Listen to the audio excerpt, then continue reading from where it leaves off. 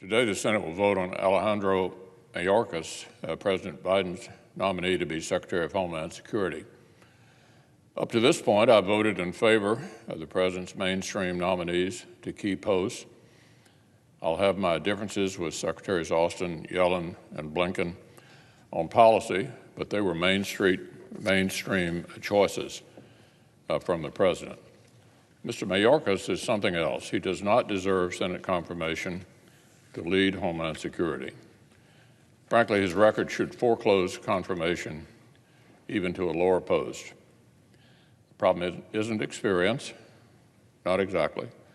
Mr. Mayorkas is all too familiar with the levers of power that control U.S. immigration law. The problem is when he's chosen to pull those levers and for whose benefit. As a high-ranking official in the Obama administration, Mr. Mayorkas did his best to turn U.S. citizenship and immigration services into an unethical favor factory for Democratic Party royalty. Governors, a DNC chair, Hollywood executives, a Senate Majority Leader from Nevada, they all received special treatment to a degree that stunned and disturbed the Obama administration's own Inspector General over at that department. His independent report blasted the, quote, appearance of favoritism and special access. We're talking about shoving through green cards as political favors and intervening to overturn denials. The IG confirmed this wasn't just about speed. Mr. Mayorkas' improper influence actually changed outcomes. This wasn't the first time this nominee abused an office for political purposes. Before his tenure at DHS, while a U.S. attorney, the nominee had helped his fellow California Democrats get a well-connected L.A. drug kingpin onto President Clinton's infamous 11-hour pardons list. The drug dealer's father was a major Democratic Party donor. Mysteriously, several notable California Democrats took an extremely keen interest in the case. Both Mr. Mayorkas and yet another one of President Biden's cabinet nominees, Mr. Becerra, came under scrutiny for their personal roles in the special treatment that was dished out to this donor's son.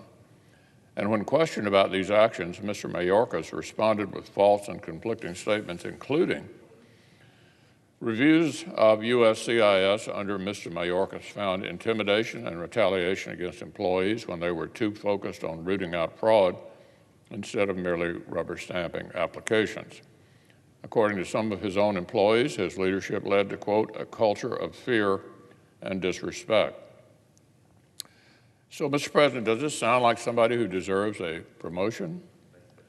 Employees reported Mr. Mayorkas viewed the people applying to live here as the agency's, quote, customers, whom it was their job to please and satisfy.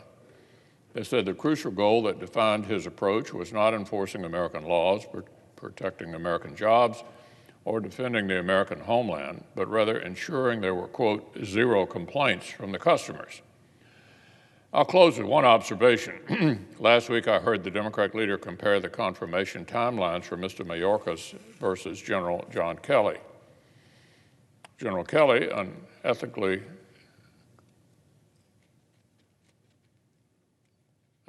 compromised partisan lawyer versus a retired four-star general whom the Senate confirmed 88-11. The contrast could not be sharper. For one thing, I'd say Secretary Kelly understood that our customers, first and foremost, are always the American people. It's frankly remarkable that someone with this record is even up for a cabinet appointment. I'll be voting against his confirmation and urge our colleagues to do the same.